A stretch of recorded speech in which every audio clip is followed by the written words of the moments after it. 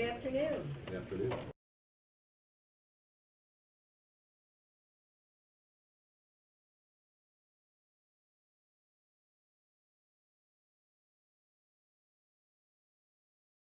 We're in the auditorium of Energy Plaza on the east side of the building.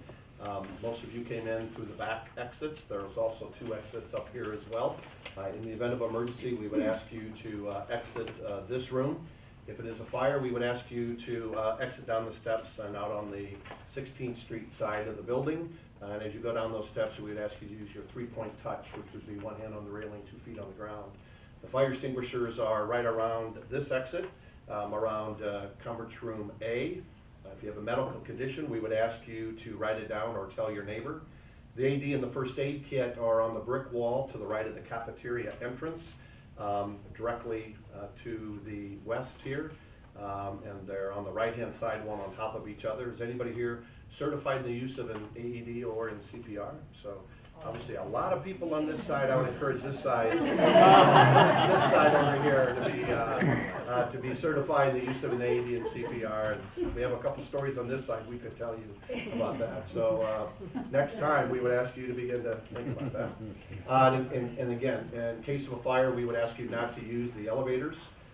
And in case of an emergency, we would ask security to call 911. Yes, sir. Okay, I would appreciate that. Thank you.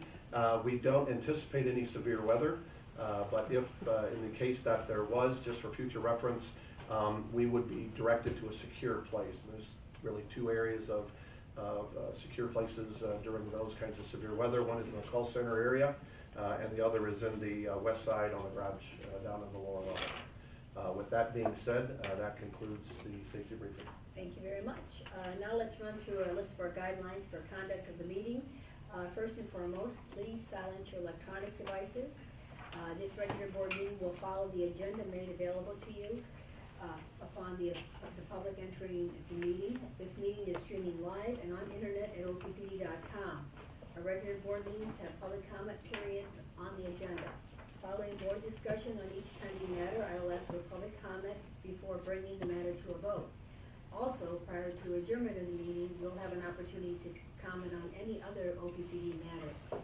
If you wish to speak, please approach the microphone to your far left and state the name, address, and state the name of any organization or person you're representing. Organizations should choose 1 representative to speak on their behalf so as to avoid repetitive commentary. Comments made by all parties during the meeting are a part of the official public record. Each individual will be allotted 3 minutes per matter pending at the discretion of the board. To assist you, we use a red, yellow, and green light indicator to ensure each member of the public receives a consistent amount of time. Ms. Henners will signal you when 30 seconds remain, as well as when the time is up. Please direct comments to me, not to other board members or the executive team. I will either respond to you directly or defer response to another board member or officer of the district. If you brought written materials, Ms. Henners will receive them on our behalf. Ms. Henners, will you please take roll call? Faulkner. Here. Kavanaugh. Here. Gay. Here. McGuire. Yes, here. Moha. Here. Moody. Yep. Williams. Here. Yoder. Here. Announcement regarding public notice of meeting.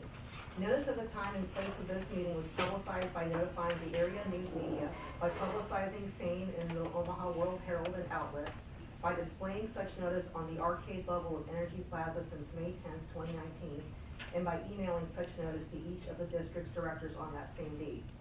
A copy of the proposed agenda for this meeting has been maintained on a current basis and is readily available for public inspection in the office of the district's corporate secretary. Additionally, a copy of the open meetings law is available for inspection in the public meeting book located in this meeting room. Okay. 4 action items. The consent agenda items are as follows. Item 5, approval of the March 2019 Comprehensive Financial and Operating Report, April 2019 meeting minutes, and the May 16th, 2019 agenda. Agenda item 6, Starkey County Station Unit 5 engine overhaul, resolution number 6322. Item number 7, Starkey County Station Unit 1 repair, resolution number 6323. If there are no corrections, changes, or additions to the consent agenda items, I need a motion and a second to approve the consent we have a motion and a second? I make a motion to approve the consent agenda. Second. Okay, are there any board members that have any comment on these consent items? If not, is there any member of the public that would like to comment on any of these consent items? If not, if we could have the roll call. Bogner, Yes. Kavanaugh, Yes. Gay, Yes. McGuire, Yes. Mulhall, Yes. Moody, Yes. Williams, Yes. Yoder. Yes. Okay, and now we have one action item for board discussion today. Very important item. Agenda item 8, corporate officer compensation, Timothy J. Burke, President and CEO, resolution number 6224.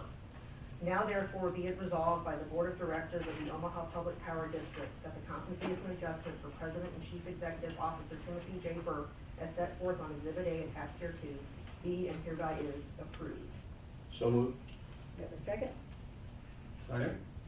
Okay, Mr. Kavanaugh? Madam Chairman, after a lengthy discussion with the governance committee met last week, and then again, the board met as a whole in executive session on Tuesday, I'm confident the board is certainly more than happy with Tim's performance as CEO.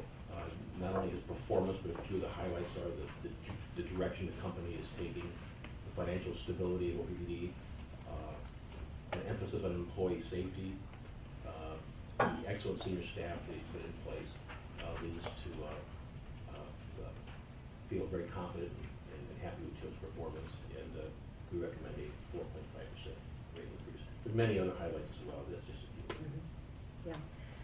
That would increase his salary to a proposed salary of $566,368. If I can make a few comments about the way we did this evaluation this year. This is the first time we did the evaluations. We used to just do the strategic directors and evaluate that way. This time, we also had Mr. Burke complete a leadership behavior assessment. This leadership behavior assessment is the identical one that all the exempt employees use, and is quite, I'm gonna go through the behaviors. Strategic agility, business acumen, sound decision-making, collaboration and cooperation, effective communication, customers focus, people development, continuous improvement, change management, clear expectations, intentional execution, and candid coaching. And I would like to sort of comment on it with the other directors, and I thought it was very, very helpful for us, for myself as a board member, to really learn more about what Tim's leadership skills actually are, and where areas that we could have a conversation with him and how things can even get better and improve. And Tim's got a very good knowledge of areas that he would like to improve, which I think is very, very helpful. The other thing I would like to comment on as far as the Mr. Burke's salary, we've also done a very in-depth analysis of CEO executive pay. We've had outside people that have done this for us. We have 3 different groups that have done it. But I thought the most important data point to be aware of is that about the median ratio of CEO to employee pay for companies. And the median ratio of CEO to employee pay for all companies is 64:1. The median ratio of CEO to employee pay for energy utility companies is 51:1. The median ratio of CEO to employee pay at OPPD is 5:1. And I see here, and I think I would like also some other comments from our directors, other directors, is that, you know, we are sort of falling behind as far as CEO compensation here. And as a result of that, I think 4.5% is very well, it's deserved. First of all, he's done a wonderful job. His outstanding has been, his performance has been outstanding, and I do believe he's got the vision and the acumen to lead OPPD at this time of energy transformation. So I encourage other directors to comment on anything here relating to this performance. I'll start. So I was also concerned about maybe not keeping up with the pace of pay that other comparable CEOs are being, earning, in the industry. And the thing that was pointed out during our meetings on Tuesday was the pension benefits that, Mr. Burke has in place that, perhaps a future CEO at OPPD would not have. So I think that we'll be mindful as a board going forward that that's part of the compensation package, and that we'll make the appropriate adjustments if and when, there's a new CEO hired in the future. I think that we are in a time of tremendous change, and Mr. Burke, you have a big plate of work to do. One top of mind are, the focus on the strategic initiatives, as well as developing that level 5 leadership so that we can have a more robust succession planning process. And I know that you'll execute well on that. And I have comments on the process and the process, I agree with you. I thought you just read off all those different traits the CEO has to try to fit. All of our employees. All of them, but All of our employees. it was very in-depth. I appreciated that. I know everybody filled out those evaluations, and that was very helpful as well. But the thing, I don't have one problem with Tim. I think he's doing a great job publicly. And then the thing that I've seen in the last couple of years with Tim being CEO, with these strategic directives that we have, it's a much different job, I think, than it was years ago. There's a lot more accountability to the board, and measurement is a little tougher because we keep moving those, which is good. I'm just saying, it's a different ball game. I think Tim's doing a really great job doing that. And also the interactions, I'm very pleased with the interactions of delegating what the board asked to be done to the senior management team and all the way down to all the great employees we have. It's a challenge, and I think he's doing a great job doing that. So I'm supportive of this change in the salary. There are a number of metrics we talked about during this process, and I'd like to ask for a little additional clarification just so everybody's on the same page. I don't know if they have the next slide here that talks about the salary and the percent change and the percent of midpoint. Is that in this public presentation? Well, I guess in our packet, it shows. Yeah, we do, we have that, we can mention, they should have that in their packet here. Yeah, the midpoint is 64.51%. And can I ask staff to help us explain a little bit of the other metrics that are associated here? Can someone tell us what the percent of midpoint means exactly, so we have kind of a frame of reference? Sure, so If you can come to the front, thank you, Mark. This is Vice President Setke here, thank you. Sure. So the number that Ann referenced is a compensation ratio. And what that is where Mr. Burke's pay falls relative to median pay for the market. So we use a number of different kinds of surveys to get data on what CEOs of utilities make. And then we determine what the median of that data is. And then we take a look at where his pay falls relative to that. And so 64.5%, that would reflect that his current compensation is significantly below the median for other similar positions at utilities. That's correct. And then there were some other numbers that we talked through at a 4.5% increase. Are there some other numbers about employee compensation increases over the same period? Sure. So we shared some information that our exempt employees have seen increases around 3.69%, and that includes market adjustments and their merit increases. The bargaining unit employees have seen about 4.4%, and that includes their base pay increases as well as the step increases that they get. That is designated in the contract. Great. And on that note particularly, we talked a little bit about how the evaluation is of Tim himself and also the senior management team that he has chosen to work with. And it's important to have other people working with you to help carry out the strategic directives and the programs and policies and objectives of the district. And so selecting people and helping hold them accountable and then down through the entire chain. No one at a management level accomplishes anything on their own, and so seeing a similar level of increase for the CEO as we've seen for other people throughout the organization, this is a team effort, and I'm glad to see a very similar amount of increase for employees as well as management here. And that idea that the CEO works with a senior management team particularly, I think it's been pointed out, but how many members of the senior management team were here even just 5 years ago? A couple. In their current positions? Vice President. Three out of 9 maybe? Four. 5 years ago, 4. Yeah, 4 years ago. So I guess the general point there is that, yeah, there's been a significant amount of change since Tim has been here, and I'm very pleased to see the dedication that the senior management team and Tim have shown to engaging with the board, particularly the new board members, even just in a couple months. So evaluating the direction we have moving forward, I'm very pleased with where we're going, the dedication, the education that they're providing. So I'm glad to see where we're headed, and again, echo what Amanda pointed out, that there is change ahead, and I think we have a team who is dedicated to getting us successfully through that change that's coming. Thank you. Other comments? Just a couple. This is for me about 2 parts. One is an acknowledgement that Tim is doing a good job and giving him a pat on the back in exchange of money for doing a good job.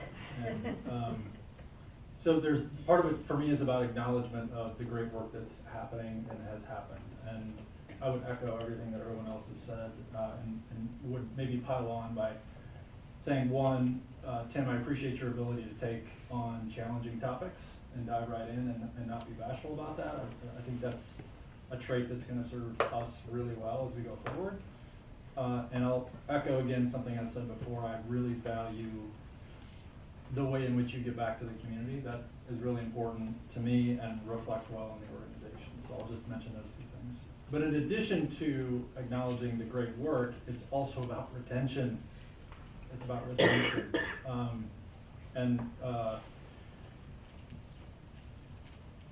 Compensation is but one of many forms. Financial compensation is but one of many forms of an exchange that we can give you. And in my view, I think we need to continue to think about making sure that your fire is fueled in your work, right?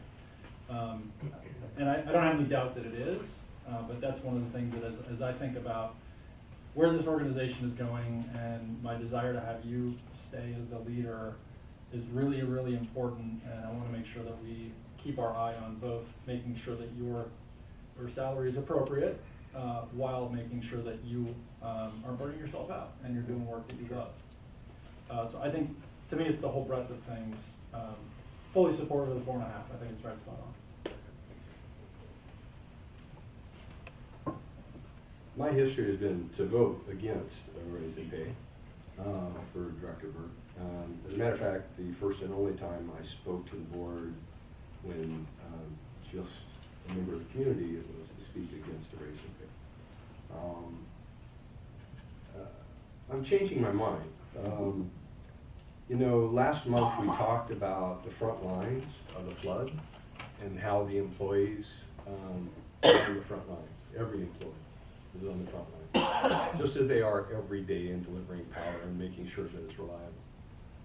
I recently heard a speech by the director of FERC that pointed out that we, the utility industry, are also on the front lines of cybersecurity.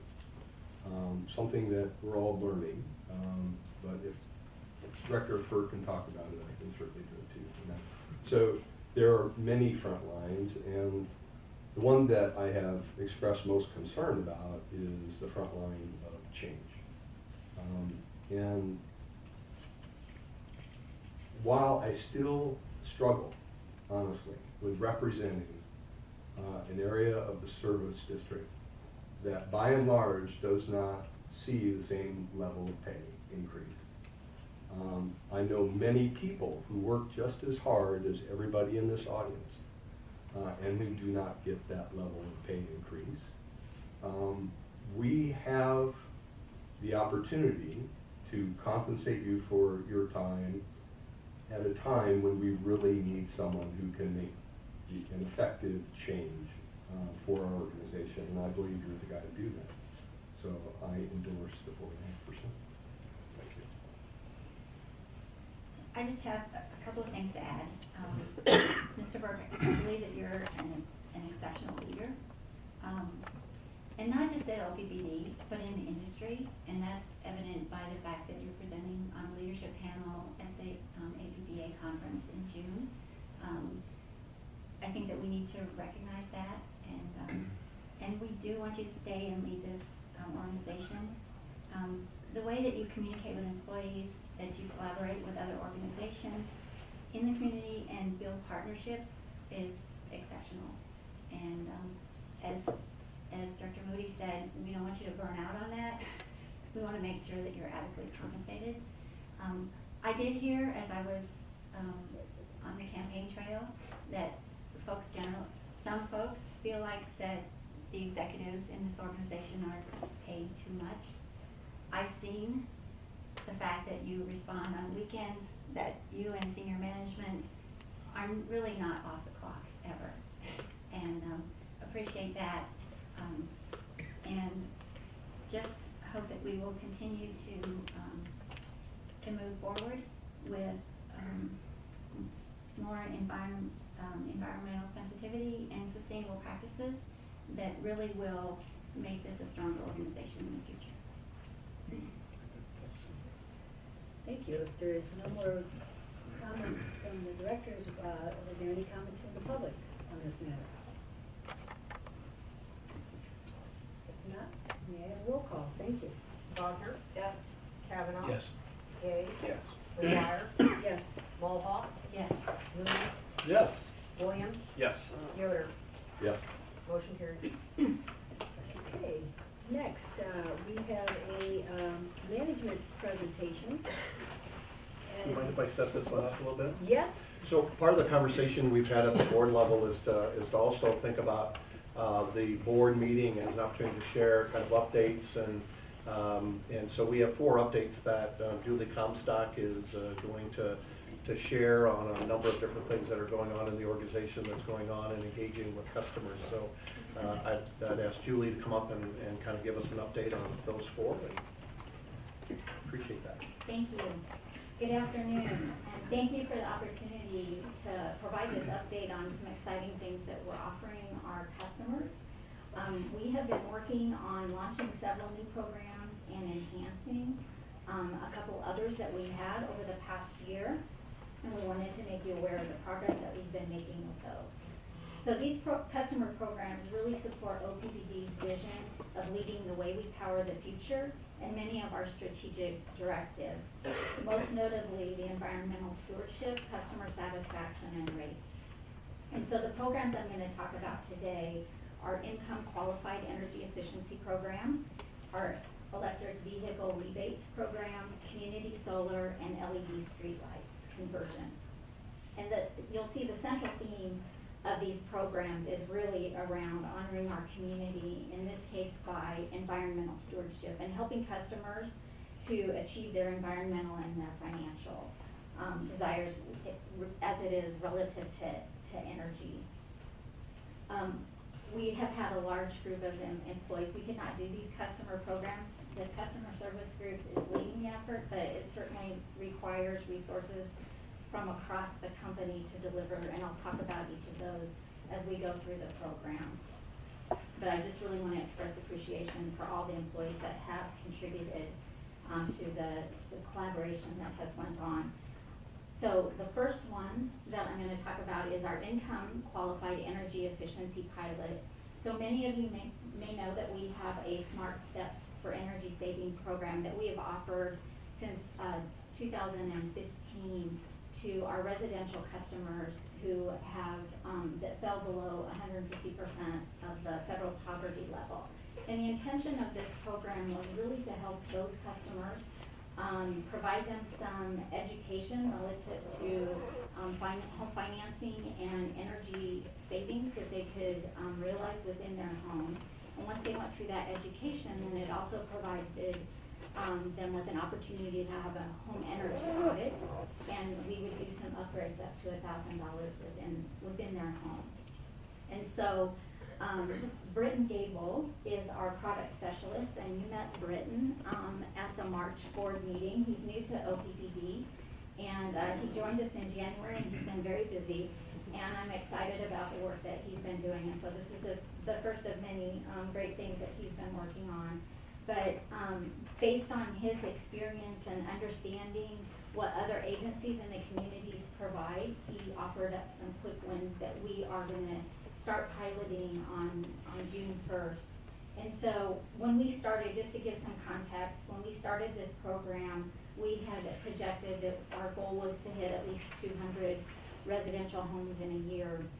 And we maybe hit close to that in the first year, and then it fell off pretty drastically. And so we've really only been getting like 40 homes a year. So Britton kind of dove into what's holding us back, where are we falling short on getting into the customers' homes. And so by working with other agencies and leveraging what they offer versus what OPPD offers, we believe we can get it back up to that 200 target that we had initially set. So what we are going to be doing is we're streamlining the application process. So the customer is already in an assistance process perhaps with another agency, and so we're using their determination of the eligibility to participate in this program. And we have agencies throughout the OPPD's service territory that we're leveraging this opportunity with. We've signed memo of understandings with them to work on this together. So with that, we've increased the eligibility threshold to the 200% of the federal poverty level, because that's the threshold that all of the agencies are using.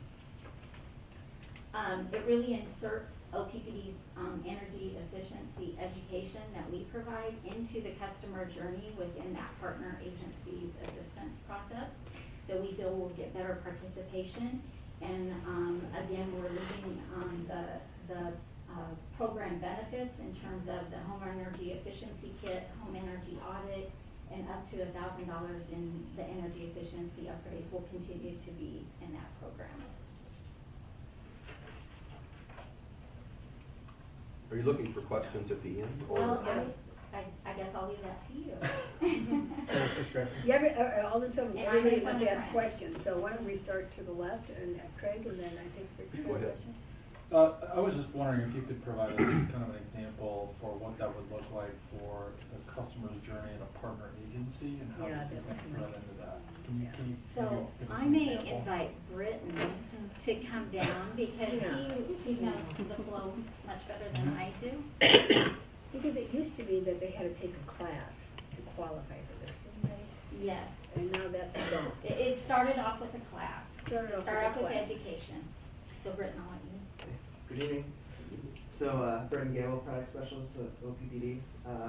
So to answer your question, so what it's gonna look like now is, so an example would be, I'm a client at Project Houseworks. I'm a homeowner. They will actually refer them to our vendor. They'll give them the energy efficiency kit. If they're a homeowner and they're OPPD customer, they'll refer them. They'll get a home energy audit, and then based on that home energy audit, they get $1,000 in upgrades. So we've streamlined the requirement, because yes, there used to be a class requirement, et cetera, so we stripped that down and we streamlined the process. Great, so your partner organizations are just essentially referring them on to Yes.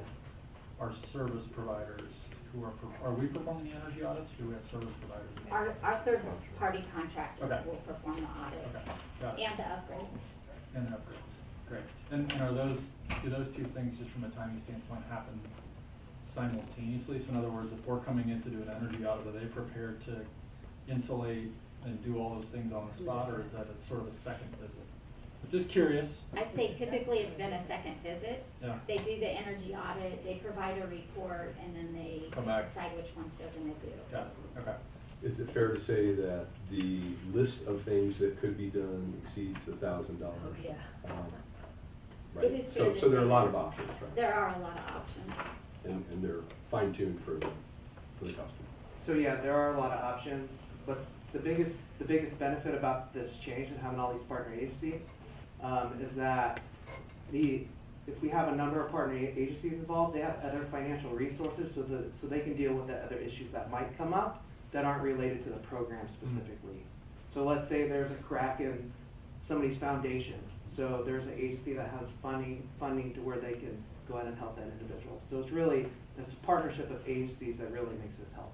Is there I'm sorry, am I stepping No, on go your time? for Yeah, it. is there a list of partnering agencies available, or is that kind of kept internal, or? No, we have a list.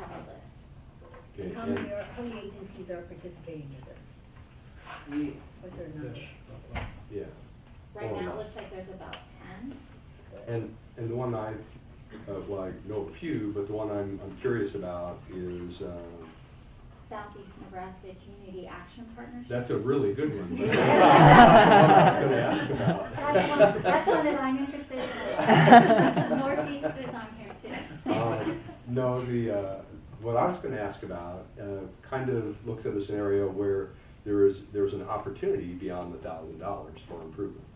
And are there referrals then made to other agencies? For example, you and I have talked about the USDA has forgivable grants and loans depending on the income level. Is that the kind of referral that might happen as well? so, we've been referring among agencies, where we know where the help exists. Like, for example, the Project Houseworks, they have grant money right now to where they could do that type of work. So we're still kind of building that. That's gonna take time to really understand what the type of resources are available. And that's increasing the production in this will also help with that as well. I'm sure you guys will do a great job. So the agencies that Britain has established MOUs with are Habitat for Humanity of Omaha, Douglas County Housing Authority, Family Housing Advisory Services, Christian Outreach Program, and Elkhorn, which is COPE. And so that serves Elkhorn Valley, Bennington, Waterloo, and Saunders County. Project Houseworks, which you mentioned, Credit Advisors, so they provide that financial training. Southeast Nebraska and Northeast Nebraska Community Action Partnerships, Eastern Nebraska Community Action Partnership, and then the Omaha Chamber of Commerce REACH program. And is it our intent to continue to grow that list? Yes. Yeah. Yes, Okay. Yeah, yeah, great. And there's So so you many have other potential. suggestions? Yeah. Yeah, I would think that the list would be very fluid depending on who gets the grants. You know? Well, if they're just Yeah, referring. and as long as we're aware of, who's getting the grants right now, that we can work with them. To narrow down into that comment just a little bit, so if it's a grant to a service provider, certainly I think that's a possibility. But there are also forgivable loans and grants that go to renters even and property owners, so that I think would be steady. Yeah, I would share with you, this is an area that we've really staffed up as part of the strategic initiative work that we did on the integrated energy marketplace as one, that we needed to begin to staff up so we can do the kind of the deep partnership, collaborative work that we need to do, one with the agencies, with the communities, and then obviously with customers. And so this is just kind of a great example of some of the outcomes of those initiatives. Right. Craig brought up a question, as you continue outreach to get more people to help, I would just be cautious a little bit of what the outcomes are of the people you're using, because there's thousands of, nonprofits or whatever, but they're not all maybe as good as others. So is there some kind of performance measureship?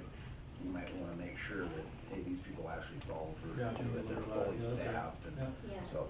So I would say that's one of the Assessment other, afterwards. Evaluation, yeah. that's one of the other values that Britain is bringing to the organization, is really reporting and monitoring on these efforts in a more consistent way so that we can benchmark them to other programs and understand. And so with that, we would be monitoring with the agencies And outcomes you as have a well. head start working with HHS. Yes, right? if So you could know perhaps explain the your background. Yeah. That's This is a win-win for us. So, I used to be the LIGEAP and so it's the Low-Income Home Energy Assistance Program, and also the Community Services Block Grant Program Manager for the state. So the Community Services Block Grant Program provided oversight of all the community action agencies in the state of Nebraska. So he came to us with all these great relationships and has been able to achieve some quick wins for our customers in this program. Can I ask another question? Sure. So by going to 200% of the poverty level, do we have any sense for, what's the total potential, do we know how many customers we have that are at or below that. And do we talk about meters or households when you talk to OE, when we say customers? Sure. Sure. Yeah. I'm trying to get a sense for how big we're So, talking here. we've looked at poverty rates Mhm. and versus our residential customers, and based on county, but, we have some work to do in that area as Okay. well. So, but the 200%, the reason why we moved it up is to align with other Yeah. federal programs, Right.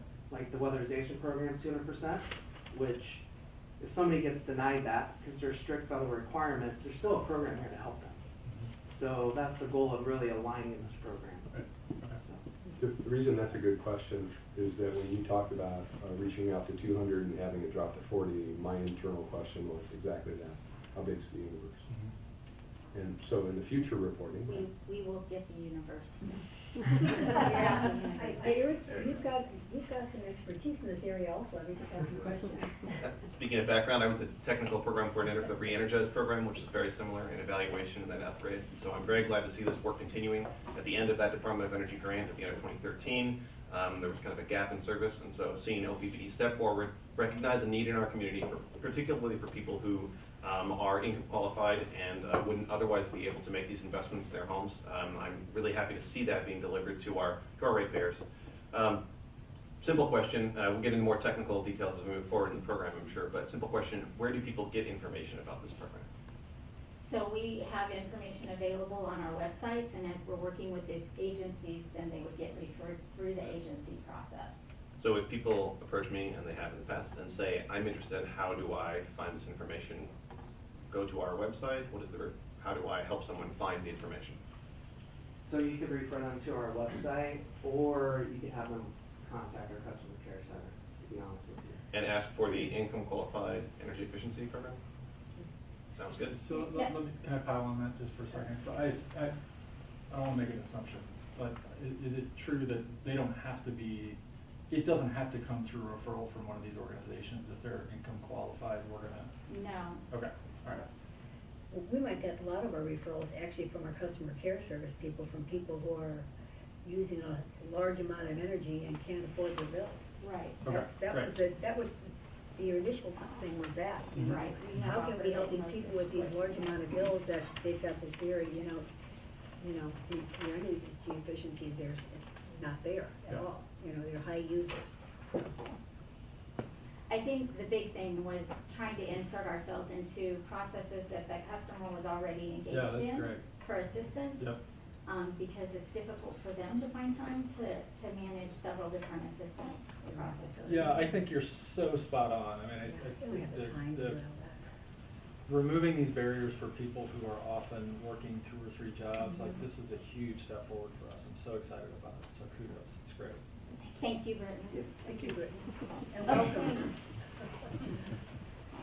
The next one is our electric vehicle rebate pilot. And so this pilot was born out of our integrated energy marketplace strategic initiative that took place over the 2017-2018 timeframe. And we had a group of cross-functional OPPD subject matter experts that studied a variety of transformations that are taking place in our electric utility industry. And what came out of, one of the recommendations that came out of that was to initiate this pilot. And it's really to understand as our customers' expectations for electric vehicle charging and pursuing electric vehicles, they're interested in that. We needed to have a better understanding of the residential home charging and the potential impact that it would have to our local distribution system. And so through that, we developed the rebate program, and so that was launched last summer in the June timeframe. And Judy Sunday, who is back here in the red, was instrumental in getting that launched in a quick turnaround time and piloting it with our customers last year.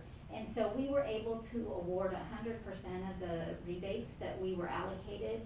We administered the NCEA grant. They had already received a grant. They were looking for someone to administer it in Douglas County, and so we were able to step in and do that for our customers. And we had approximately 180 customers that received the car, the charger are both rebates. So, we had great success with that. And then, going forward, Tricia McKnight will be the product specialist, and she's also our product specialist for the community solar project. So in 2019, we do have our residential EV rebates available again, starting tomorrow. There will be 50 of each. One is for a 2,500 rebate. That would be if you purchased an all-electric vehicle and the ChargePoint home charge station. And the second one being the 500 rebate towards a ChargePoint home charging station.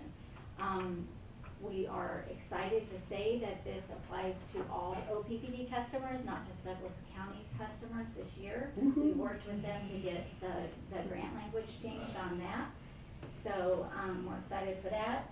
In addition to the rebates, we are doing some test and learn with local businesses, and we are going to be installing 6 public charging stations. So we're working on the planning effort with that right now. And that's part of the reason why the rebate amounts are a little bit less, is because we're devoting some money towards this. We're also looking at having some rebates available for the actual installation of the electrical system to support the charger in the residential home. So the last thing there is our point of sale vehicle discounts through the auto manufacturers for Audi and Nissan are still available. And so when a customer goes to purchase an all-electric vehicle there, they show their OPPD bill and they're provided a discount on the spot. Will we own the 6 charging stations, or are those going to be owned by businesses? I believe we'll own the 6 charging stations. Kirk SD is actually, he has been, he's our project manager over all of the integrated energy marketplace strategic initiative recommendations that came out of that fell to the product group. Kirk has taken on this role, so he's working on this project. Yes. So the question is, who's gonna own the 6? Yeah, and where are they? Well, we receive them next month. Okay. And we're actively recruiting various businesses to take them. So far on the development side, we've gotten some pushback. They say that they're very expensive to install. So we're trying to work on kind of shared cost arrangements, maybe where we pay for one, they pay for one. We have one going in at 2 of them at a large medical campus here in town. Nicely done. I don't know how public I'm supposed to be. You're doing just fine, Chris. So far. Savvy here, this is good. Are there any outside the Omaha metro area, and that's like maybe over towards Blair? Not yet. Okay. Not yet. Campuses are a good place to start. But it could be manufacturing campuses. I think Sure. many employee institutions. Right. One of the stipulations of this grant was that they had to be accessible to the general public. Right. So things behind private access gates like a mutual, a large company, those were not really those weren't allowed under the grant. And when we looked around trying to see, well, what's the best place for these? You talk to other utilities, you talk to the manufacturer of the chargers, you talk to other utilities that are doing this. And really the best fit for these chargers is places where people are going to be for 2 to 4 hours. So they talked about large shopping centers, not necessarily a grocery store, but a place where there's restaurants and shopping, movie theaters, kind of like that kind of a shopping center. They talked about tourist attractions, so we have talked with the zoo, and we have others that we're talking to. These chargers are about $7,500 or so our customers would be getting these free of charge. Sorry for the pun. But the installation portion is turning out to be quite substantial, so we're talking with them about the running of the wires and the trenching and the concrete work. So we're working through all those, and So back to the original question. Yes. Who ends up owning them? the ownership will be with the customers, not us. Not us. Right. Thank you. Okay, we have more questions. Okay, so a couple things. You mentioned the station provider. Can you tell us what, who is the manufacturer, what type of? ChargePoint. ChargePoint, great. Because ChargePoint level 2. great, yeah, they're a significant market leader in this area in Omaha right now. A lot of public agencies have already installed them at no cost, and so it's good to have a unified network. There's real network benefit from ChargePoint cards getting to different stations. I was at HDR over lunch. They have 6 stations. 5 were in use today, so they're very popular. Those are free parking, free charging, by the way, if you're at HDR's new headquarters. So keep that in mind. You mentioned funding. Where is the funding coming from for this? Well, it is half through a grant, the other half through OPPD. Yep, can you specify which grant this is, or I mean? Oh, sure. It's the Nebraska Community Energy Alliance. Okay. Well, so Nebraska Environmental Trust. That's Right. where they got funded from, right? And then they're re-granting. Yes. Got it. Exactly. And then kind of looking a little bit backwards, we did some of this last year. We had something like 250 charging home stations deployed last year under the grant program. Is that right? 180. 180 was the total number of stations. Have we seen any data from those yet about use? When, where, how much, what impact that might have on the specific nodes, or is there a time in the future when there will be a report? I would say we'll provide that in the future, because it started in the summer, so we don't even have a full year yet. So Right. I would anticipate we'll provide you a report on that going forward. You know, one other thing, when you brought up charging stations at HDR, there's also one at Midtown Crossing. I'm wondering, when we get all of our stations, well, I'm sure we'll publicize them. Is there any way we can publicize where the other charging stations are in the area? Actually, an app. Is there an Yeah, app I for that? think there We is get an that? app. My guess is these will show up on And the if we could app. show that on the app, and maybe OPPD can also add to, when we're advertising it, where the other ones are also. They could embed it on the website, is that Yeah, what we you're could suggesting? embed it on the Yes, I website. am. Where's Vice President Olson? Sure is. We're collaborating. Like I said, Mr. Burke has a great team here. So, thank you, Kurt. Did you have other questions? I did, but it's not a technical question. Director McGuire and I had a nice learning session on load forecasting today. And I was impressed that the load forecasting people were digging in a little bit deeper on the EV technology and trying to create their own models. As I read this slide, gather adequate data to analyze the potential for localized stress and secondary use, etc.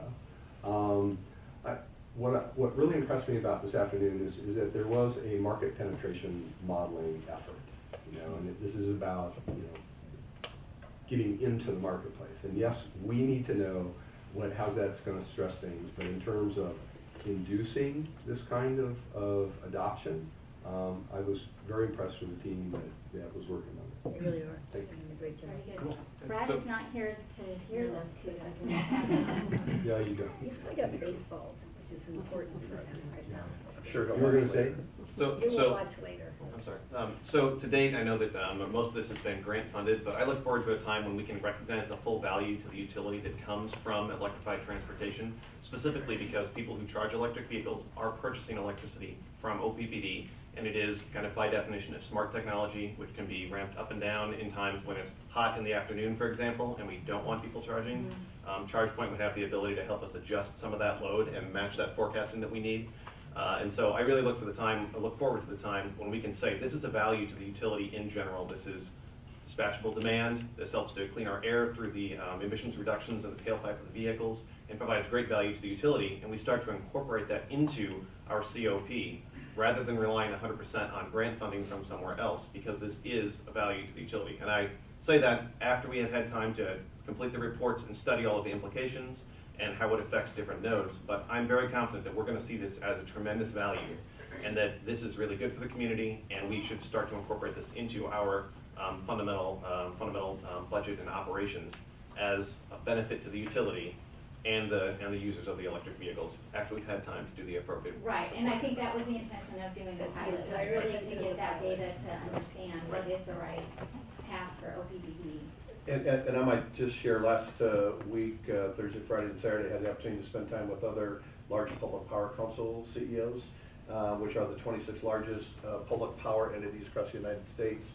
this is one of the priorities around the whole electrify transportation and what that may look like, and how can we leverage our role with not only ChargePoint, but manufacturers and a variety of other experiences that may be going on across the United States. So I think we'll see something come out of the Large Public Power Council work that we'll be able to utilize and support and be able to kind of accelerate kind of our focus around this.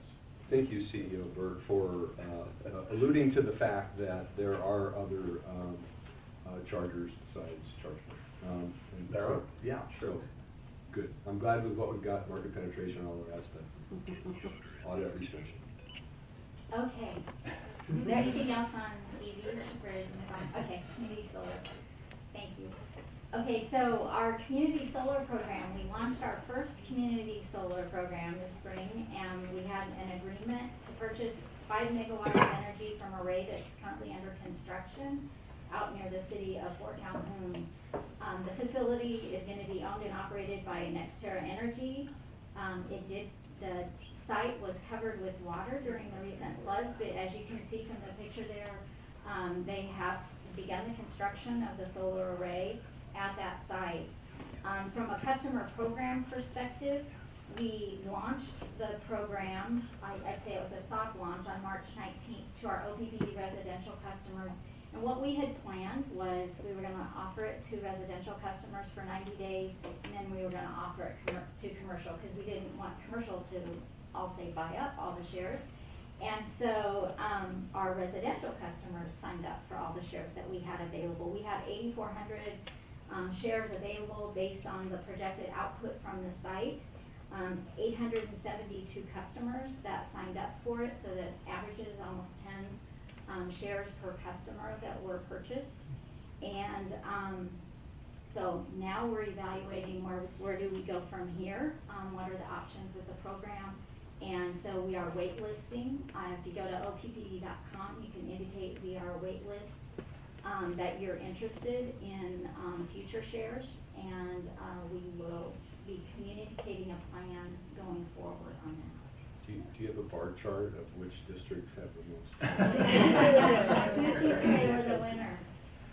Pardon? Who thinks they were the winner? Yeah. Well, I'm Well, not. We want to talk about any vetting or. They have been talking about this all the time. They want the numbers. Amanda. Amanda. Director Moody's was close. I would also want to mention that there is a wait list, and if more and more people wait list, that'll give us more and more, oh, I think there's some extra land there next to in that area, so. Right. So I would just, I would share it kind of in conjunction with Ms. Comstock, is that we did receive some contacts from a variety of commercial customers as well that have interest. So you may see something come back to this board relatively shortly for either an expansion and maybe a new site or a different site that we're looking at and may pursue. So you may see that come up in the next month or so, what that looks like. So That would be Good consistent news. with what's happened in other counties. Yes, in the that's past. right, Yeah. that's right, But to Director McGuire's point, for those of you yeah. out there like Please me wait who for this. didn't, who sat on it too long and I now did it's too. sold out. I went back and I said, I Get on the can't wait get on. list. Okay? Thank you for the I wait can Because list. of sell you the my manufacturer. shares. Oh, Premium. my God, when I saw the shares for Bartering higher again. costs, I love it, yeah. Yeah, this is great, cool.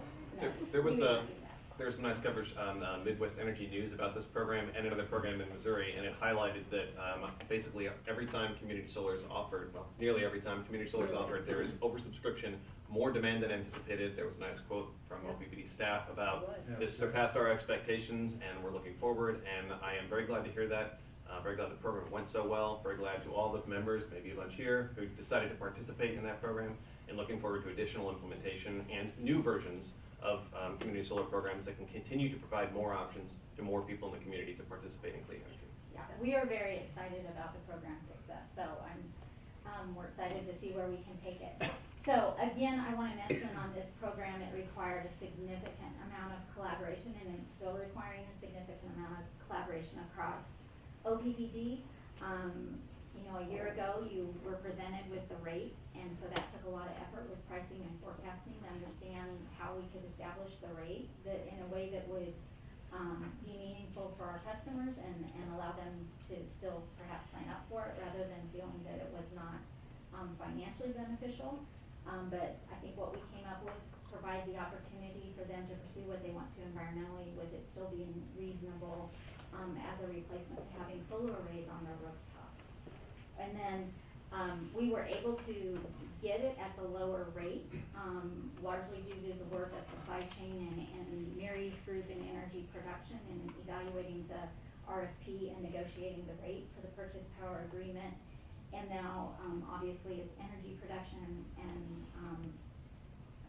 marketing, actually it's not marketing, or energy production who's out there managing the deal with NextEra to get the site built. So we'll be providing updates of the site and communicating until it's live in August and generating, and we start billing our customers for the solar.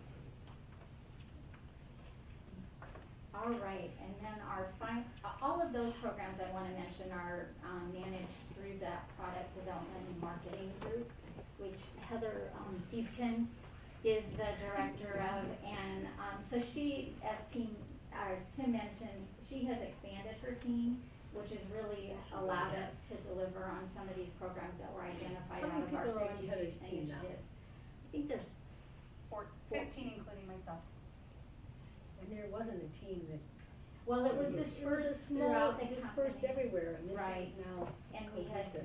we held positions because we weren't quite sure where we were going with it, but the strategic initiatives that we did in 2017 really helped us to define where we wanted the organization to go. So it's pretty exciting to have a team together that's able to execute, and we've got a lot of great talent that came into the organization. And able to execute at a faster pace. Yes. Yeah. Being Yes. part of a job or part of a function, it's their function. Yep, And, and we hope they're having fun at the same time. Okay, so the next one is our LED streetlight update. And so this one in 2018, we presented the proposal that we wanted to move forward with our LED streetlights. In December, we asked to have the rate approved so that we could start installing those. And so in January, we began the installation of the LED streetlights. And this is a great program that benefits our communities because it's going to bring them lower bills, but it also provides some environmental stewardship for them in the kilowatt hour savings that are being achieved through the street lighting program. And it also provides reliability because these fixtures don't burn out as frequently as the others, or they last 4 times as long as our high pressure sodium lamps. And then that provides better safety for our customers. So Todd McLaughlin, I believe, is here, and Steve Banslaw is the director of government and customer service, government and infrastructure, and they have been instrumental in getting this effort off the ground. Again, huge collaboration. Energy Delivery Choice Group is the group that's actually executing this out in the field, and so we're excited to report on the progress, and we'll be providing progress updates frequently. But we started in January, and we already have 6,700 lights that are installed, and you'll see we have methods up there. So you'll recall we had 3 tracks kind of in which we were going to manage these this conversion effort. So customer calls means a customer has called in and reported a light's out, and so our maintenance approach or installation approach was going to be based on the maintenance cycle. So when a light is out, then we're going to change the fixture. So those represent, the 2,300 represents the number of calls that have come in during the first 4 months of the year, essentially, that have been replaced with LED streetlights. Major thoroughfares along the interstate system and major streets in Omaha and throughout the service territory, we've already replaced 3,400, and we had you approved we reported on an item for a contract with a third party to help us with those installations, and the time that's taking to do those installs is much less than what was estimated, so they're going at it at a pretty good pace. And then in the rural area, we've replaced 1,000, and in the rural area, the approach we're taking is rather than just going and switching out one light, we may replace all the lights just because of the mobilization cost of going to those rural communities. So overall, we're at 6.6% complete, and just on the lights that have been replaced so far, we have about 1.9 million in kilowatt hour savings, and the projected annual savings that gets passed on to those communities and the state is about $400,000. So the annual savings in total, we projected it would be about 5 million. So at the end of the 5 years, when we're completed with all of the installations, we anticipate our customers are collectively going to save about $5 million. And what we had said was most customers would see about a 25% reduction, and in some of the communities, depending on the lighting that they have, some of our smaller communities are actually seeing like 39% reduction. And a large part of that is the maintenance component of it, in addition to the energy savings. Julie, can you remind me, so we essentially have communities that are on two different rate structures for streetlights, right? There's the rate structure for the old ones where they're paying a different rate than the new one. Is that Right, getting trued up on a monthly basis? So as soon as when the light is exchanged in the field or converted in the field, then our system gets updated to reflect that it's now an LED fixture instead of the high pressure sodium, so the billing would begin. The rate immediately changes. And discontinue on the high pressure and start on the LED. Yeah. So this map that we provided is, and I want to thank Kate's team in DT and Todd for getting this map. It's a little bit like our outage map, but this is reflecting that where we have completed LED installations, conversions. And so where you see gray spots out in the district, those are areas where we own the street lights and we will be converting them, but we have not yet went to that community to start the conversion. Where you see black lights, the effort is completed. And so, and then there's the scale in between that really shows the progress of where we're getting the areas completed. So if you go to the next slide, like you can see the darker space down the metro area. Can we Wanna stay go on this back? slide for a minute? Yeah, sure. Yeah. Related to the rural communities, can you tell me the process about how we work with those communities up front, and then do we give them a final array, you're saving money now? Correct. So that's what we are working to do. And so we reach out to public works directors or city administrators, whoever's appropriate, and depending on the size of the municipality, we attempt to contact them. We send them emails if we don't get a hold of them directly, but we provide them information about what we're going to be doing and the time frame in which we plan to do it. And then once we're complete, we do give them an update on what their savings will be from a kilowatt hour and the dollars. Now, we've just started where we have some little municipalities that are 100% complete, so Todd and his team will be working through that process. So we want to work with them to have joint press releases and communicate that information, but really it's up to them as the customer to determine at what level it's communicated. One quick comment slash suggestion on communication. Let's use our CO2 per kilowatt hour number and tell them and communicate what we're saving in emissions too. Okay. Yeah, that would be great. We presented to Omaha by Design yesterday, Yeah. and that was a suggestion as well, Oh, so we're gonna good. be doing it. Great. I was not. So before we jump off the slide, the dollar savings, I think, is a pretty key feature, and I just want to make sure we don't gloss over the fact that the total cumulative savings to local public agencies who would pay for the cost of the electricity for the streetlights is, at the end of the project, going to be $5 million, and that annually, and that will be distributed based on how many lights are in which communities. The majority of that is in Omaha, so there'll be a pretty significant savings there. And again, kudos on recognizing that this is as a public agency, working with other public agencies, we can provide value back to the people in our community by reducing the energy needed for the streetlights and provide savings back to those agencies to help keep down their costs, keep down their, potentially avoid future property tax increases or the like, and really deliver value to all of the ratepayer owners at OPPD who are also residents in cities and counties. And so, I mean, I guess I want to be careful not to try and overstate how, you know, how big of a benefit this is. But it is tremendous, and by the end, I think we'll start to really recognize, particularly in Omaha, where that total dollar amount is very significant. That will be a huge benefit to the people of Omaha, as well as the people in smaller cities who have already seen 100% rollout. A huge financial benefit to the ratepayers. So this is great. I'm very pleased to see this. It's definitely, when you see the list for some of the smaller communities and the dollar amounts associated, it is pretty eye-opening how much they will be Yeah, saving. So that was how I was gonna add on, even though they're smaller communities, it's still Right. significant. Yeah. And the reduction in Because CO2. it's a higher percentage of the budget. Exactly. So, we are glad to be implementing this program. Okay, the next slide just provides an update on the major thoroughfares to give you an idea of where we've completed work. So, the dark blue is where the lights have been converted to the LED, and then the light blue is where it's in progress. So if you go down 72nd Street from Vincent Road to Cape Cod, that's that big middle line there. Those are all complete.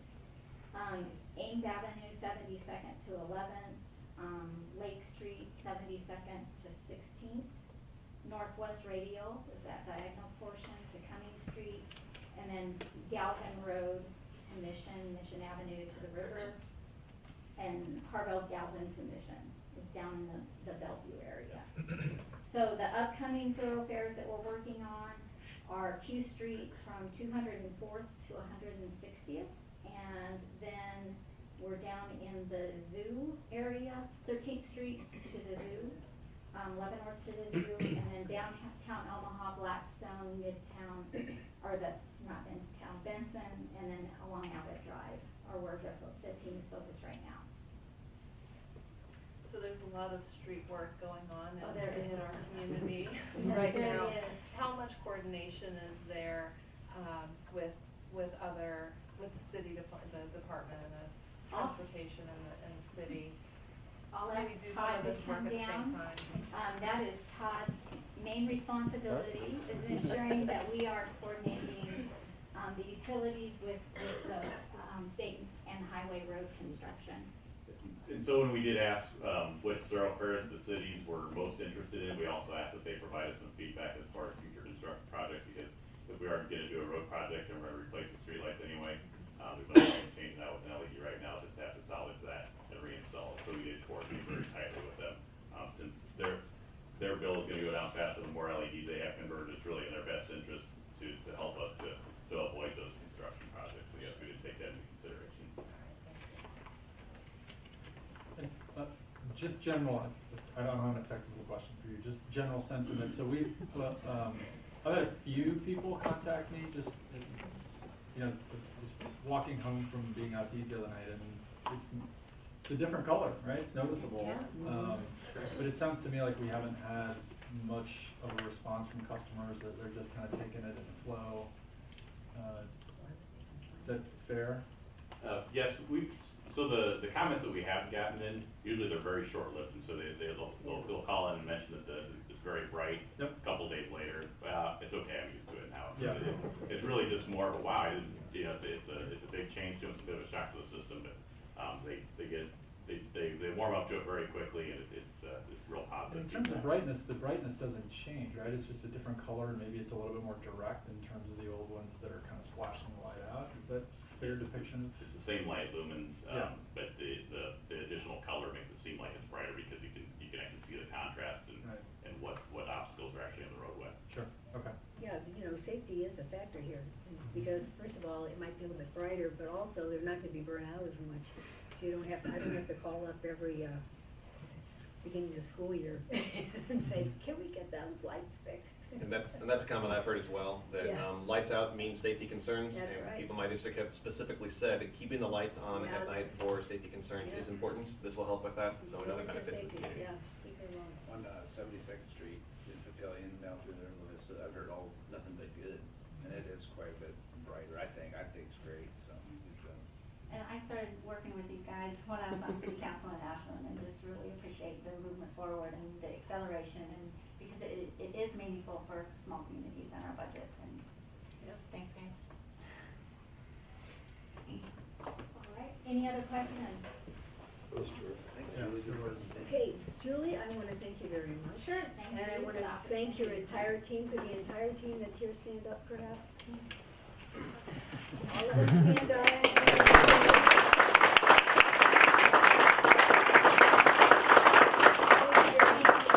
You can see the amount of talent that we have right now.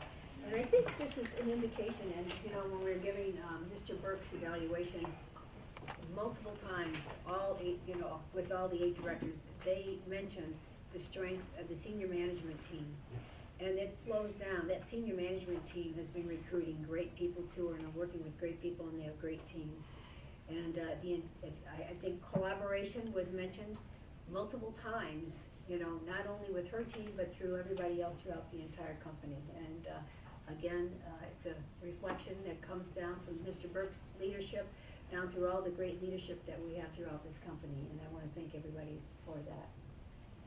And next, Very Mr. good. Burke, the President's report. Well, great, thank you very much. First, I just want to thank the board for the confidence and for the conversation today, as uncomfortable as that is in this seat. I'm really thankful no employees stood up in the public section and made comments. So I'm very appreciative of that. And but I would just also thank you for the feedback and the challenges that you referenced in that document. I think it'll be incredibly valuable for me and certainly for the team. So I want to thank you. I mean, I think as you just saw here, I'm really blessed, as the CEO of this organization, to be surrounded by the senior team, but also, 1,800 just amazing people, and you saw the likes of several of them up here having the conversation, but a lot of folks you don't see. Folks that are getting a couple power plants up and operating, folks that are 24/7. We did a great little video from a group on Mother's Day that kind of called themselves the linemen's wives, and that's how they refer to themselves. And it's just a great kind of feedback about the work that we do. We're going to do one on Father's Day too, focused on kind of the focus of folks in our organization that dedicate their lives to the service 24 hours a day, 365 days a year. So I'm blessed in that regard. And they live out the core values. I think you heard it in their comments. Our passion to serve, the way we honor the community, the way we care for each other. So it's just an amazing opportunity for me to be part of this. And they understand the seriousness of their work. They understand the seriousness of our vision and our mission, and they don't take that lightly. And I would say most people at OPPD, this is not a 5-day-a-week, 8-hour-a-day job. It just doesn't work that way. It's not who we are. It's not who we hire to do the amazing things. So thank you for all of that. So let's step through this. We're going to kind of start from the baseload generation. I talked a little bit about, we have a couple power plants we're getting back up and operating. Our Nebraska City 1 plant was removed from service on February 22nd. Remained in an outage and is just beginning the startup process. We had a delay during the March flood process that we actually took people out of that outage and put them in a safe position so that we could do work around protecting not just generating assets, but transmission assets, substation assets in that process up and down the river. Our Nebraska City 2 plant, you can see the capacity factor there. They were available the whole entire month. They had some minor derates. It really is relatively low loads, I think, as during this time of the year, as Javier spoke in the Finance Committee, where we were on cooling degree days and heating degree days. North Omaha Unit 4 and 5 really were available for most of the month. Unit 4 did have some minor equipment outages that we were able to get up relatively quickly and get back into the market, with the other 2 main baseload plants out of service. And our North Omaha Unit 5 was off for about just almost 5 hours for the whole month, just because of operating issue. What was available for the whole rest of the month, and I think that speaks to the work that we do to maintain the units and the reliability across our region. If you go to the next slide here, I'll talk a little bit about our peaking facilities as I'm trying to get to my presentation here. This would be an example, our Cass County plant, and what I'm going to talk a little bit about, there were some conversations in our board committee meeting about kind of the activity we've seen in the market with peaking generation. One, for what's going on in the market, but two, as we increase renewables, these kind of peaking resources are really demanded to maintain resiliency and reliability in the region as well. So if you look at Cass County here, the capacity factor for the month of April was 5%, but that's increased from 0% in 2017. In 18 it was 0.1%, and then this month in 2019 it's 5%. So you see some of the mandates these facilities have within the region. Our Jones Street, 0.4% in 2019, 0 the previous 2 years.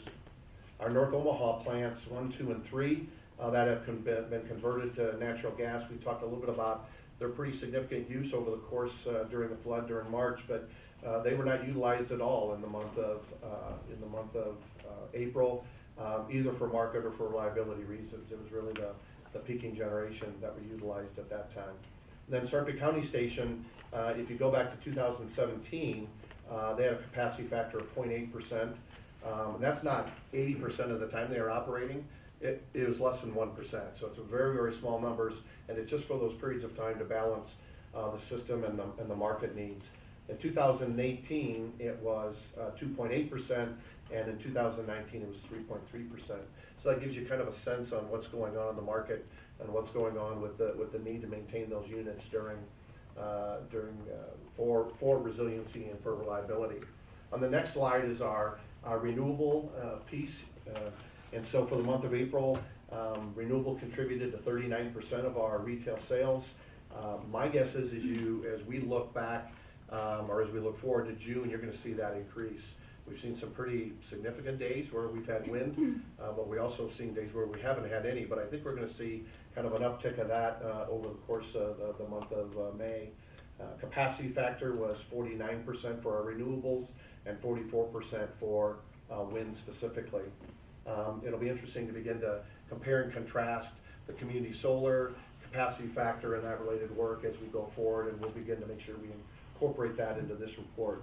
For 2019 year-to-date, renewables contributed to 31.5% and have a wind capacity factor of 40.7. So we're seeing a good output of our facilities. Some of these facilities have been restricted in the market because of transmission constraint related issues. So that's something we're paying attention to and what that may look like. But it's really because of the RTO has suggested they not operate for line loading issues. So we're paying attention to that, and we'll work through that in our normal way that we would do that. Next, just to give you there'll be a little different look you'll see in the next month here as you come into OPPD and come into this room. We're going to be doing a temporary office relocation for a couple reasons. We're going to be kind of redoing the front for a number of reasons, because of some physical security things that we need to put in place, but also in preparation for the cooperative work and the partnership work we're going to be doing with Metropolitan Utility District, and having one spot for customers to come in and pay not only electric but their gas and water bill into one area in one spot as MUD begins to relocate their office from across the street to OPPD, and it's been a great opportunity for us to continue the great partnership conversations. Julie and Lisa and Kate and the teams are working very well together with the MUD team. So we're also going to be implementing in that process a new kind of concierge service, which is part of our customer satisfaction initiatives that have been going on. So we'll have a great opportunity to kind of see that roll out over the next several months here. And that'll be kind of in play for the next 90 days or so through the summer, through August, I believe. The next one here is, I noticed I didn't do this before they did my performance review. But we do, I might have asked Mo to take these out. No, not at all. I think this is just representative of the role that not only our employees play in the community that I'm going to talk about that is pretty significant, but the recognition that our board of directors gets. And so on the 39th annual Truman Dinner, Mr. Moody to my left received the Chair Award, and this is for the great work that he's done in the community and with that organization. So it's just a great recognition. And then down at my far left, Director Mulhoff received the Positive Image of Nursing Award. Really, it's an annual tradition of honoring outstanding professional registered nurses whose commitment and dedication exemplify a positive image of nursing. Just a great opportunity, and I'd just like us to recognize them.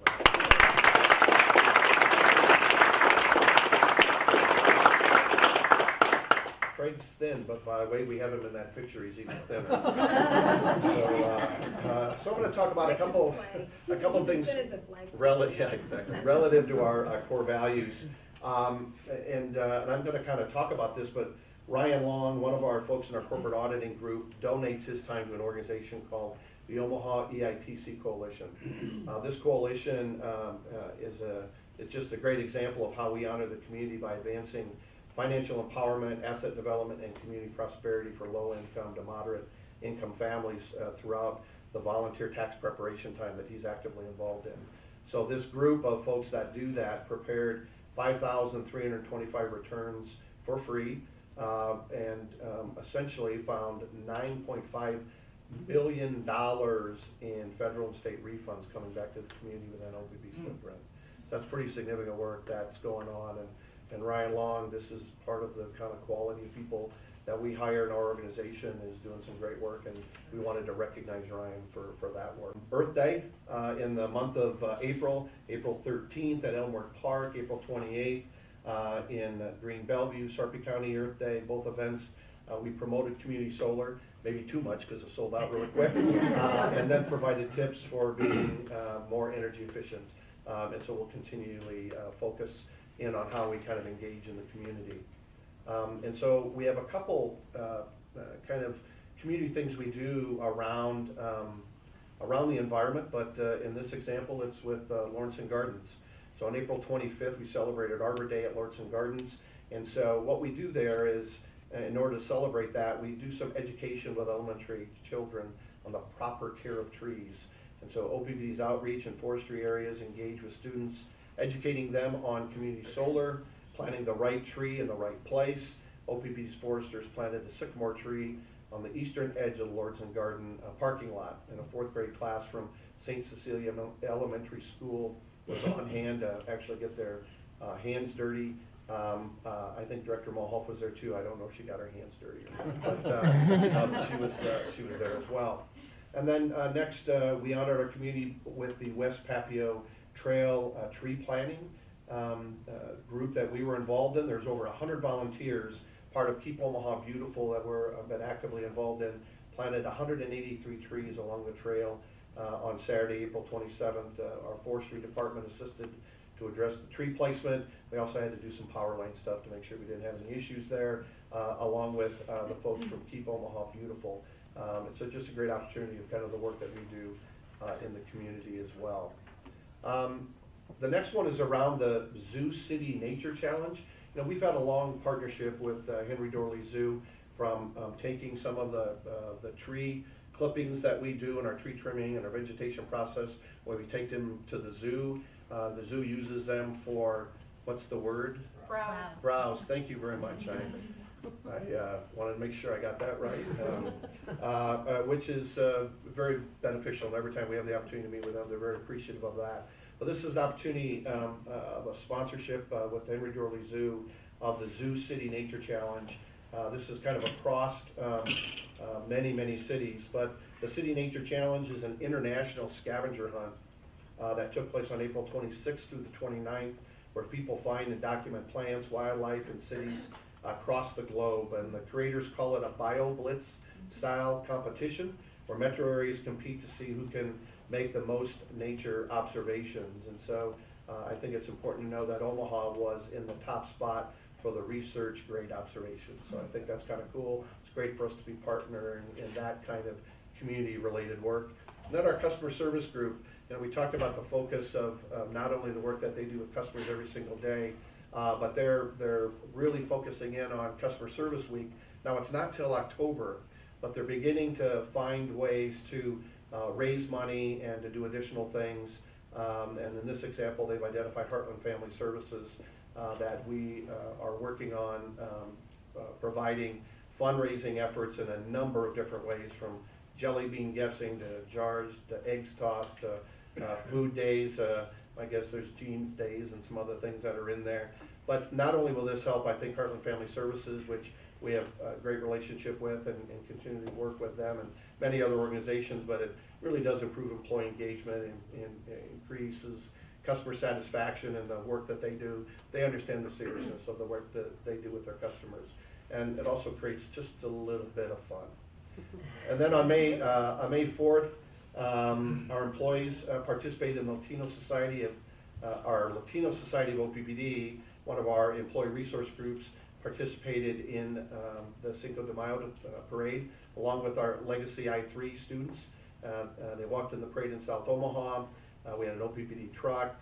We distributed candy and banners, reinforcing our core values and how we honor our communities. And I just want to give Javier's not here, he's under the weather. He is the executive sponsor of the Latino Society of OPPD, but Joe Robles, who works on our energy trading floor, has just done a great job. He's the leader of that organization. We had some speakers that came in on that day to celebrate Cinco de Mayo, and they just did an amazing job all the way over the course of the multiple days, and got a lot of volunteers. And Joel actually was able to speak on, I think, Telemundo. Yeah, so now when they sent me the link, I couldn't understand what he was saying, so I got to brush up my work on that anyway. And then I think I'm getting closer to the last core value piece. We have 2 to go. On April 29th and May 10th, we had a 10-day drive to stamp out hunger campaign, and this is in conjunction with our collective bargaining units, both Local 763, 1483, and Local 31, where across all of OPPD locations, our unions began to gather food donations along with the postal workers unions as well. And we donate over 3,000 pounds of canned food and non-perishable items. The items that were donated within the metropolitan area will go to the Bellevue Food Pantry. One, because of the significant impacts that have occurred in that area of our community, and people that are still homeless or living in a variety of alternative homes and still needing the Bellevue Food Pantry to participate. Others in our rural areas, we participated with them and their postal organizations to find an appropriate organization to donate those goods to. So it was a great partnership for us to continue. And then tomorrow, rain or shine, we're going to do really the first time that we participated in the Rock the Block event with Habitat for Humanity. You heard Julie talk about that's one of the partners that we have. But Habitat for Humanity of Omaha is more than just home builds and renovation. They also provide programs for increasing the overall quality of life, including Rock the Block events. And so tomorrow, from early morning until middle. Tomorrow. Saturday. It's not tomorrow. Friday, yeah. Rain or shine Saturday, which doesn't look good. It sounds like rain. Sorry about that. Thanks for correcting me on that. So these events transform really the face of an entire block in just one day through a variety of beautification and exterior repair projects. And so we're going to do this on Saturday, May 8th. It'll take place in the Miller Park. Did I say right? 18th. I'm struggling through this. I'm wearing down.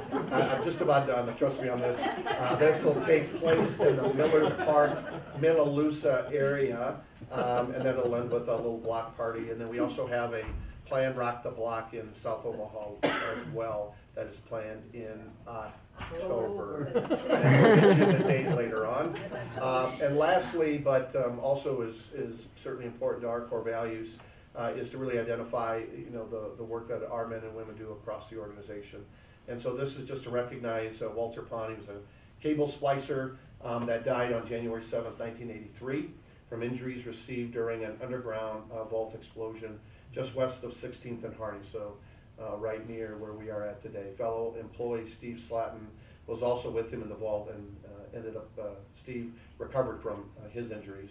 Walter was 56 years old, had been with OPPD for over 30 years at the time of his death. He was really known as an expert splicer. He trained OPPD apprentices and even worked with cable manufacturers to ensure OPPD had the best materials possible.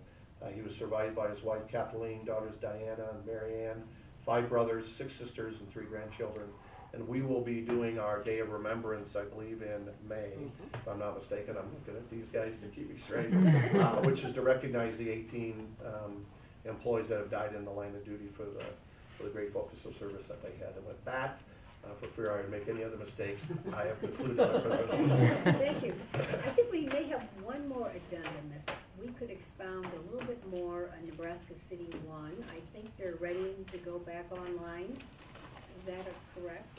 So we have both plants that will probably in the next 24 hours. Mike Furman is here and Mary is here. They've turned that back over to the operations side, and the outage crews are done, and those plants will be coming back online, and the market is really wanting those plants back online from a big slow generation. And again, we want to thank all the employees. This has not been an easy outage with in the middle of the flood and everything, and there are a lot of employees talking about 24/7. You know, the employees just would point out they missed Mother's Day, as for an example. And remember, this outage started February 22nd, so you kind of see the longevity, and these are long, multiple 12-hour shifts. It was a little bit longer because of the flood, but we want to thank them for all their work and their dedication to getting this back online. Great. Appreciate it. Now, we're ready for any comments from the public. We'd love to hear from you.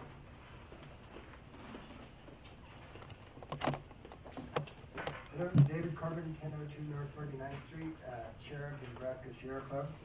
It was very exciting to hear the customer programs report today, and it shows, I think if you looked at Sierra Club and the number of people who purchased electric vehicles and charging station and purchased solar panels, I think you'd say that we were well represented there, and the times show that we can work together and we can promote programs where we see eye to eye. So we appreciate that.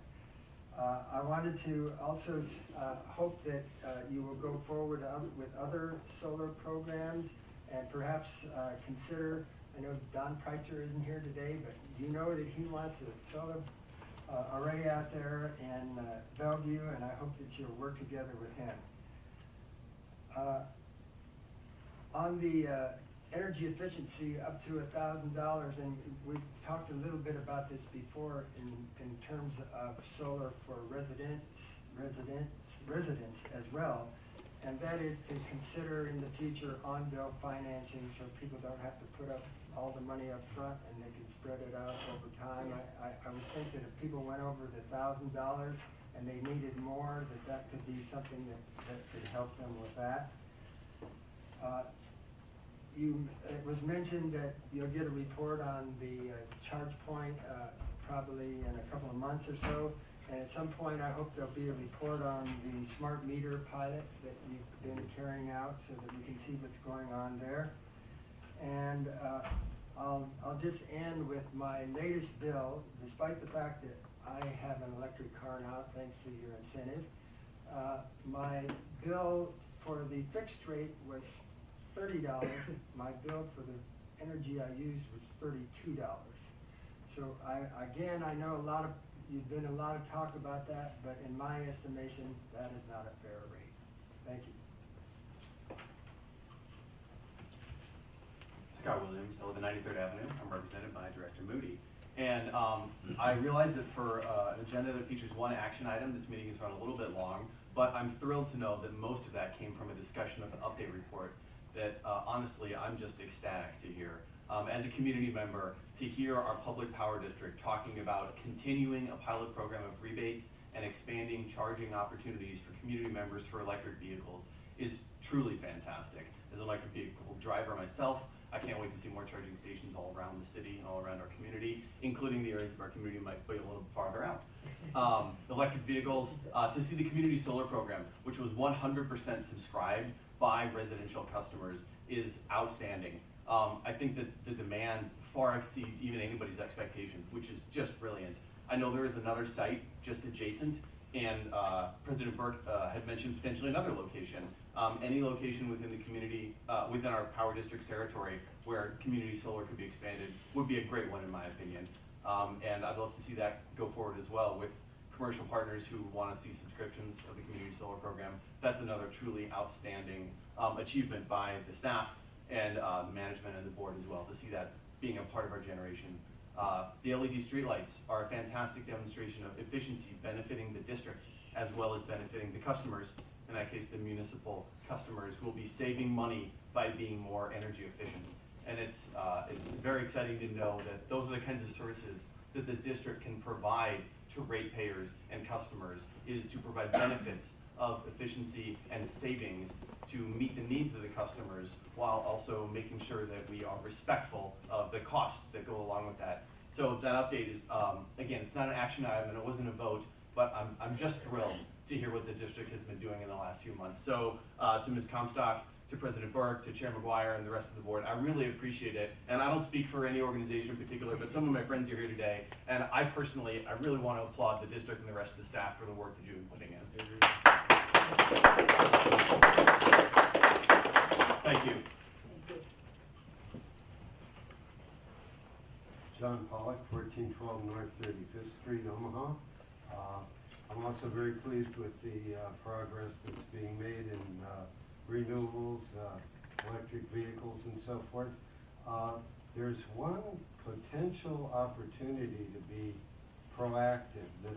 Yesterday I attended a meeting that was talking about, it was by the planning board, and they're talking about the upcoming mixed income development that's going to be going on in North Omaha, centered on 30th Street. And there wasn't a single mention in any of the various amenities and things that they were planning, anything about energy efficiency, charging stations, as amenities for these new developments, and any of that. And I'm thinking that one of the burdens that the older sections of Omaha have is that the infrastructure needs to be upgraded. But when it happens, I think it's important that perhaps OPPD could be partnering or offering suggestions about ways to make sure that the new construction is more energy efficient, because there's going to be mixed income development, infill where old houses have been torn down, and so forth. Yeah, I wanted to mention that. I'm on the Jesu Housing Board, and Jesu Housing builds in the Clifton Heights area. And we have partnered with OPPD on energy efficiency stuff, so they have helped us with that. That's good. Yeah. So that, I was surprised to hear that the new LED streetlights are putting out the same number of lumens. They look pretty bright to me, so I guess that's a success. It means that they're more attuned to my photoreceptors. As far as the weather goes, we're in a pattern that's going to be fun for tornado and severe weather chasers, not so much for anybody else. But it looks right now like the first outbreaks are going to be centered more to our north and northwest, maybe more in the northern part of the service area. After that, we're in a prolonged period of 30 seconds. Unsettled tight conditions lasting at least 10 days that'll be favoring periodic outbreaks somewhere over the central and southern plains. The long-range outlook, which goes out through the summer, called for above normal precipitation and below normal temperatures, as best we can tell. And the reason for that is that there's a correlation. When you go into the late spring months and there's widespread wet conditions, more solar energy actually goes into evaporating water out of the ground, making more clouds, keeping things cooled off, and it just regenerates itself. The moisture tends to get recycled. So hopefully we can do that, but not with excess flooding or an excessive amount of severe weather. We would agree with that. Thank you. Hi, I'm Clyde Anderson, 7020 Birch Street, Omaha. And first of all, thank you, Tim, for the reminder. My CPR certification expired last year. I got to sign up for a class. But I'm a volunteer with Sierra Club and also with Omaha Together One Communities Environmental and Sustainability Action Team. And I was surprised to hear, I appreciated Julie's presentation, but the Household Energy Efficiency Program, I wasn't familiar with that. So I definitely want to look that up and spread the word through OTOC with our member congregations. And we did participate in the Re-Energize program that the city had. And in fact, John Trout, who's retired from OPPD, was the person who inspected our home. And it was very helpful, and I'm sure resulted in significant energy savings for our home. But I just wanted to suggest, if you do need to get the word out to the communities, a good opportunity is I believe it's usually the first Tuesday night of August is what they call Neighborhood Night Out. And the neighborhood watch organizations like our group, we block off Cumming Street and have a neighborhood picnic. And the police come by and do a little presentation. The fire department comes by, even when your deaf and ball came by. And so OPPD might consider going to some of those and explaining some of your programs as well. It's a good way. They're mostly, community activists, so they're really people interested in improving their neighborhoods that attend that. So just a suggestion. Thank you. Thank you. If there are no other comments, we are adjourned. Thank you for coming.